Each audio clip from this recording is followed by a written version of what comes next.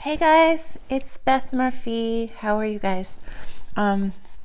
So last time I talked to you, we were doing a countdown, and this is from Introvert Dear for introverts and highly sensitive people.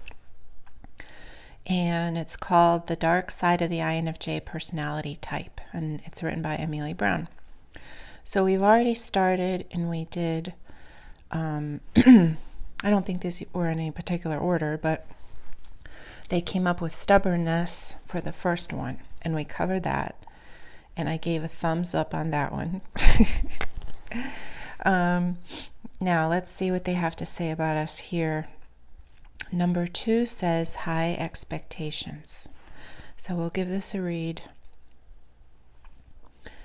As much as we like to pretend that we don't have high expectations, they are there. We not only hold ourselves to a brutally high standard, but we also tend to have high expectations for others. And the closer you get to us, like a significant other, best friend, parent, or child, the higher the expectations rise. We especially have high expectations when it comes to love. In a new romantic relationship, we may feel quite discouraged when the intimacy and romance start to inevitably fade. Then we start wondering if we were right to get into the relationship in the first place. If we're honest with ourselves, what we really want is the ideal romance. Actually, what we really want is the ideal everything. Of course, we know that no one is perfect, and neither are we. Please know that if an INFJ puts expectations on you, it means they care about you and want you to care about them too. Okay. So that was kind of long. Let me go back and think about that. As much as we like to pretend that we don't have high expectations. Do I pretend that I have high expectations? I probably don't walk around blasting that because it's kind of like an unsavory thing. I mean, I want people to like me, and you're not going to be very likable when you're going around saying, I expect this, I expect that. So in that way, I keep it in my head. When it says we hold ourselves to a brutally high standard, I don't know about that. It really depends. For me, it depends if I care about what I'm doing. That's all the difference.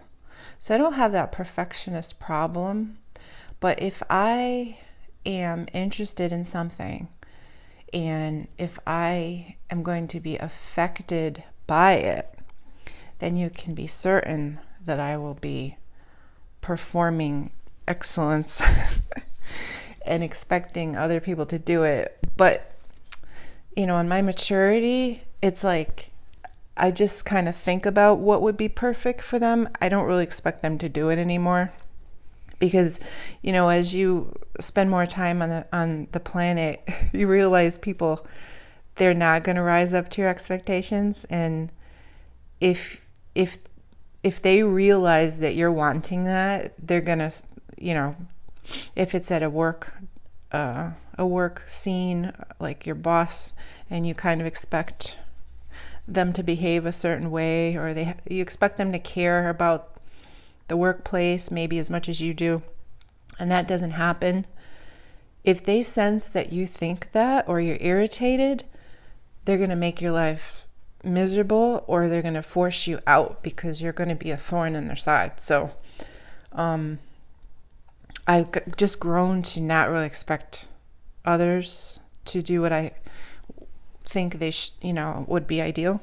And then also because of my what I'm going to call a spiritual maturity, I just kind of see that everyone belongs where they're at. I don't really have the right anymore to think that they could do better or focus on that. It's none of my business. I kind of learned that.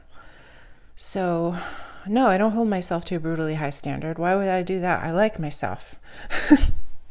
I'm pretty relaxed. I don't know how the rest of the INFJs are. So the answer for me is only if I care.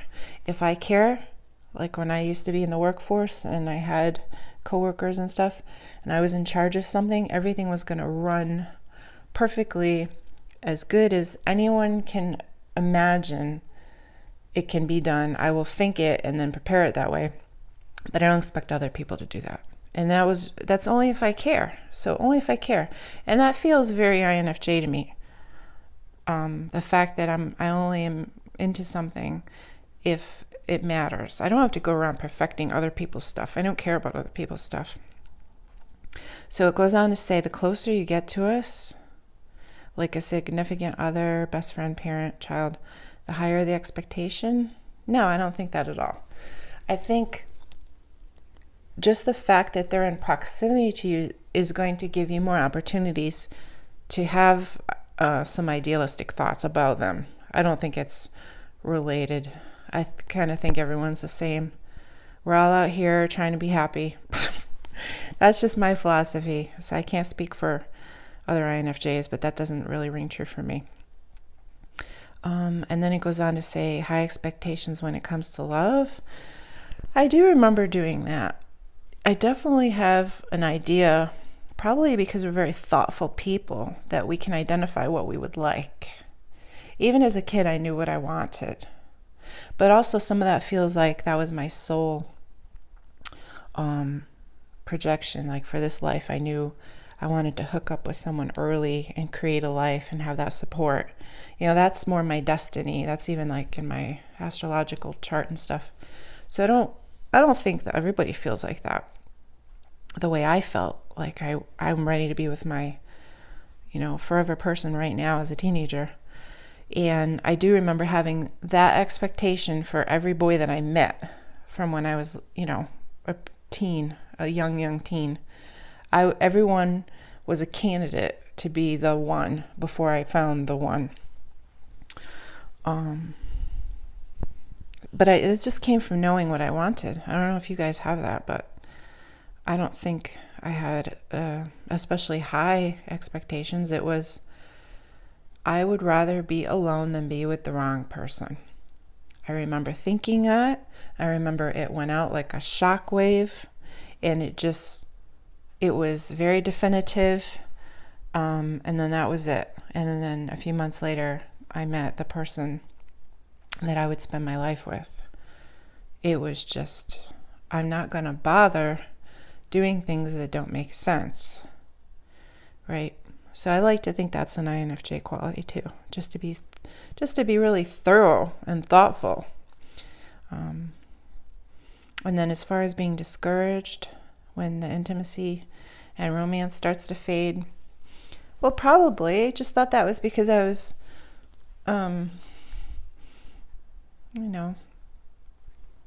just a young person and an idealist. Sure. I still feel that way, though. I feel like you have to work to create things so you have that magical feeling that you started with. There was some older customers I waited on when I was a waitress. After 60 years, for Valentine's Day, the woman made her husband a pie. Like that was his Valentine's Day gift. And I thought, oh, I have to remember this forever. This is what long-standing love looks like. You don't stop trying. So I think that's just a matter of perspective. High expectations, so what? It just means you know what you want. That's how I look at it. So what's wrong with wanting ideal everything? That's what the article's saying. What we really want is the ideal everything. Yeah, so what? There's nothing wrong with that. It's just don't make yourself suffer about it. That's really where you have to draw the line. So it's okay to envision and to imagine. You're actually supposed to do that because what you focus on is what's going to build in energy. So you always want to turn away from what you don't want and don't add energy to that. And then turn to what you do want and be a solution-oriented person. Don't focus on the problem, focus on the solution, and you change that energy. So that's why I think INFJs are like one of the best types if I had to pick. It's going to be an NF something. It doesn't really matter how you express yourself, but the intuitive feelers for me are where it's at, and where the rest of the world will grow towards. We just got here first. That's all.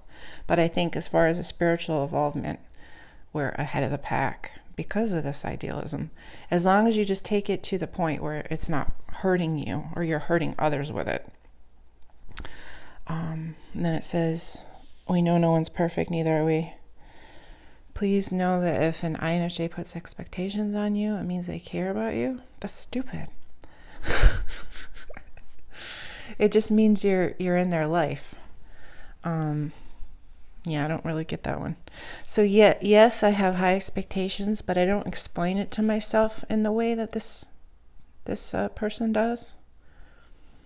Yeah, I'm always going to have high expectations because I'm thinking about how the job could be done. I'm always thinking, of course that's going to happen. You know, you guys probably have that too. So we just have to remember that you're going to want to be careful about what you speak about because you can easily alienate people, and that remember that people are genuinely doing the best they can. So they do feel attacked if we criticize them. And sometimes I bite my tongue because I need a relationship. Like with my contractor, I had to bite my tongue. I can instantly pick apart something he's done and not even know his profession. Even if it's just a customer service oriented thing, I would be like, I wouldn't do that. And I'll give you an example because otherwise you're not going to know if Beth's crazy or not. One of my contractors, he had to use spackle for a small area, and he bought a 5-gallon thing of spackle, drywall, like a compound. If you can imagine how dense and heavy that thing was. And then when he just used a little bit of it, like he could have just gotten a normal little one, like we patch walls up with. But that's not how his brain works. But here's the thing. Not only did he charge me for it, because it would go with the job, he left it there. And what do I need that for? I couldn't even physically move it. I had to like roll it out of the house and roll it down the hill. And I put a free sign on it. So, I mean, that's just a little example, but there's 1,000 of those things I can think of in a day. Like, what are you doing? But you just can't speak every thought. You'll alienate everybody. Everyone else is not cranking out the equations and the probabilities, and they're just not doing that. And like I said, I need these relationships, you know? So I had to kind of think about, is this worth arguing about? And usually the answer is no, you know? And I do that for me. I need love and peace and happiness and laughter running through me. Being quote unquote right isn't going to get me that. And guess what? There is no right. There's just opinions. So you really have to choose your battles. I'm not saying don't speak up or you should be afraid of people. Just choose your battles. And I don't know that they're not thinking as much as we are. That's my personal opinion. That's been my observation, you know, for 40 years observing people. And that's all I have to say. Let's see what's up here. Moodiness. Oh no. Oh yeah, I'm going to be guilty of that. All right, well, we'll talk about that and see what they're saying. Thanks for hanging out with me. Take care, guys.